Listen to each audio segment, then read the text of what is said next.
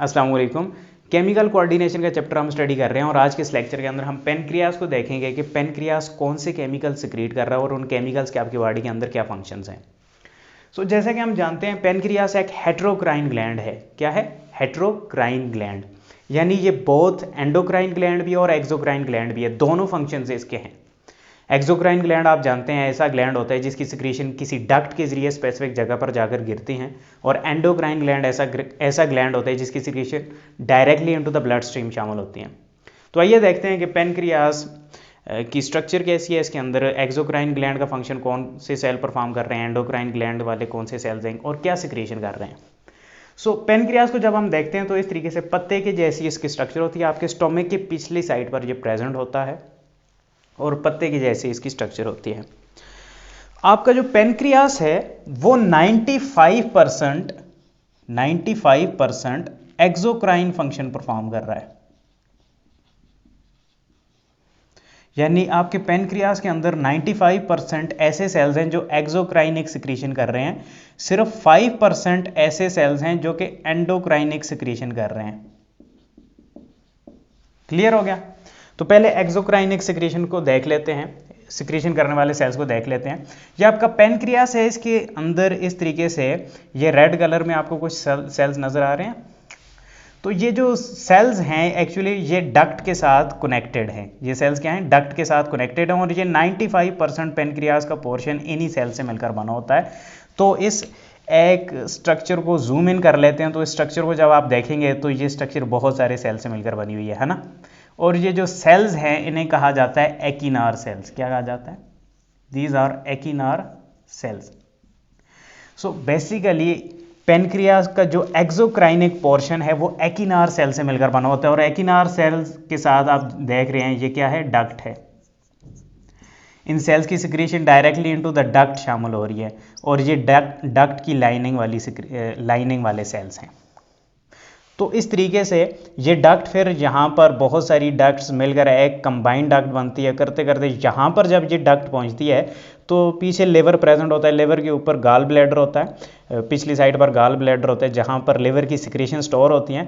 Gall bladder भी अपनी secretion through duct कर रहा होता है, यानी वो भी एक्सोक्राइनिक फंक्शन परफॉर्म कर रहा है। तो उसकी सिक्रीशन और पेनक्रियास से एकिनार सेल जो सिक्रीशन कर रहे हैं वो भी यहाँ पर आकर एक ही डक्ट के साथ मिल जाती हैं, जैसे कॉमन बाइल डक्ट या कॉमन पेनक्रियाटिक और बाइल डक्ट कहा जाता है।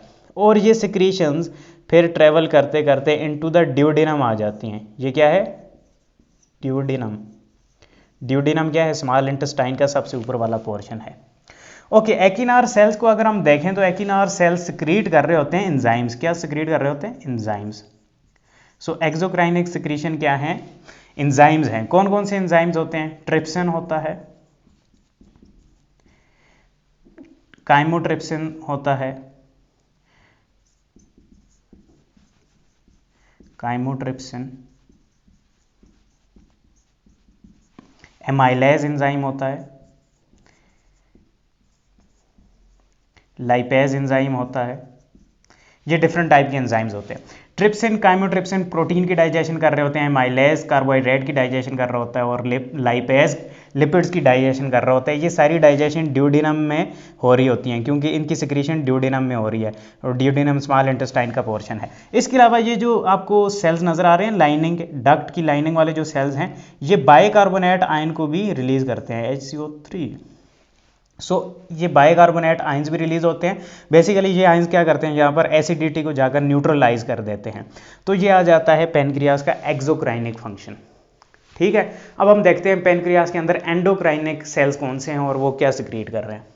पेनक्रियास में यहाँ पर ये छोटा सा पोर्शन आपको नजर आ रहा है, जो 5% एंडोक्राइन सेल्स हैं वो इस तरीके से मुख्तलिफ जगह पर पेनक्रियास के अंदर अरेंज हुए होते हैं। अगर हम इन्हें जूम इन करते हैं तो ये डिफरेंट टाइप के सेल्स होते हैं।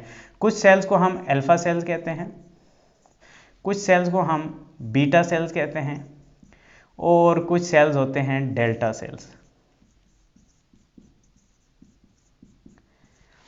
अल्फा सेल्स को जब हम देखते हैं तो अल्फा सेल्स सिक्रीट कर रहे होते हैं ग्लूकागॉन। क्या सिक्रीट कर रहे होते हैं? Glucagon. Alpha cell involved in secretion of glucagon. Beta cell secrete कर रहे होते हैं इंसुलिन को, और डेल्टा सेल सिक्रीट कर रहे होते हैं एक और हार्मोन है जिसे सोमैटोस्टैटिन कहा जाता है। सोमैटोस्टैटिन यानी ये हार्मोन्स हैं, हार्मोन्स क्या करेंगे, ब्लड में शामिल होंगे। तो इसका मतलब है ये जो सेल्स हैं इन्हें कंबाइनली हम कहते हैं आइलेट्स ऑफ लैंगरहान, आइलेट्स ऑफ लैंगरहान्स।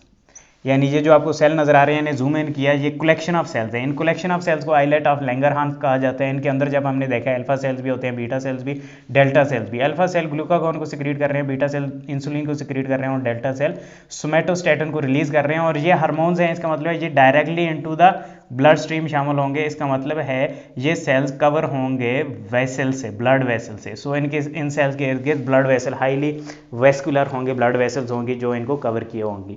तो इनकी secretion directly into the blood vessels शामिल हो रही हैं, आप देख पा रहे हैं।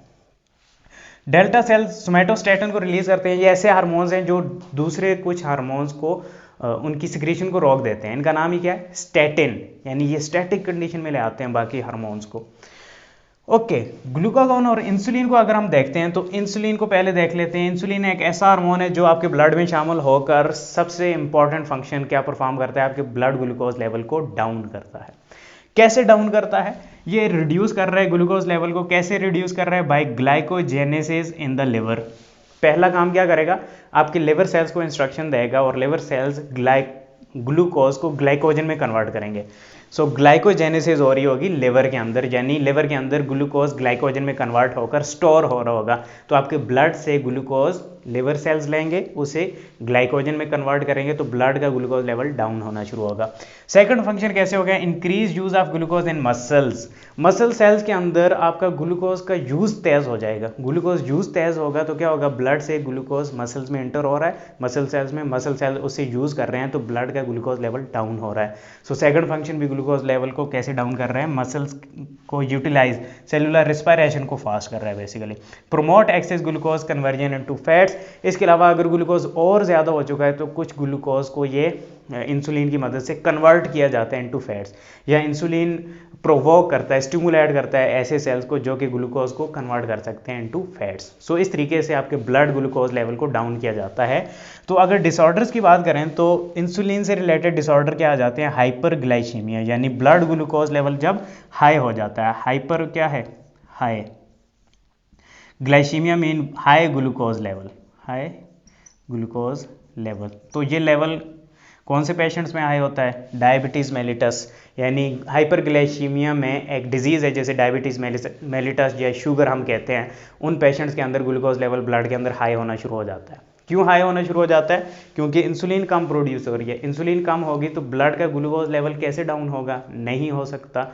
तो इस कंडीशन को हम डायबिटीज़ मेलिटस कहते हैं। इसके सिम्टम्स आप जानते हैं, पॉलीयूरिया होता है, बहुत ज़्यादा यूरिन आता है और किडनी को ज़्यादा फंक्शन परफॉर्म करना पड़ता है। भूख ज़्यादा लगती है क्योंकि ग्लूकोज ज़ाया हो रहा है, यूरिनेट हो रहा है। इसके अलावा थर्स्ट ज़्यादा लगती है क्योंकि ज़्यादा आपकी किडनी एब्जॉर्ब ही नहीं कर पा रहे वाटर को ग्लूकोज की प्रेजेंस की वजह से। तो बहुत सारे सिम्टम्स इसके देखने को मिलते हैं और बहुत ख़तरनाक किस्म की बीमारी है। इसके साथ आपको और भी बहुत सारी बीमारियाँ लग जाती हैं। सेकंड जो हार्मोन है उसे ग्लाइकोजन कहा जाता है, बल्कि थर्ड हार्मोन सोमैटोस्टैटिन को तो हम स्टडी कर चुके हैं। ग्लाइकोजन को देखते हैं। Glycogen basically opposite function perform कर रहा है इंसुलिन के। अगर आपके ब्लड के अंदर ग्लूकोज लेवल डाउन हो चुका है जो कि इंसुलिन ने डाउन किया है, तो ग्लाइकोजन रिलीज होगा। पेनक्रियाज के लैंगरहान्स, आइलेट्स ऑफ लैंगरहान के अल्फा सेल क्या करेंगे, ग्लाइकोजन को सिक्रीट करेंगे। ग्लाइकोजन ब्लड में शामिल होगा तो ग्लाइकोजिनोलाइसिस वाला फंक्शन परफॉर्म करेगा। ग्लाइकोजिनोलाइसिस का मतलब क्या है, ग्लाइकोजन टूटेगा इनटू ग्लूकोज। तो ग्लाइकोजन कहाँ पर होता है, लिवर के अंदर होता है। लिवर के अंदर जो ग्लाइकोजन स्टोर हुआ था उसे ग्लूकोज में कन्वर्ट करके ब्लड में शामिल करने का काम किसका है, ग्लाइकोजन हार्मोन का काम है।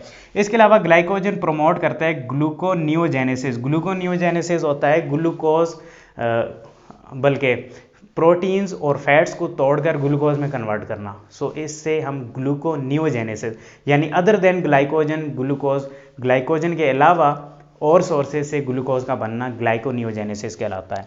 और इसके अलावा it promote release of glucose by the liver, जो कि ग्लाइकोजन के ब्रेकडाउन से होगा।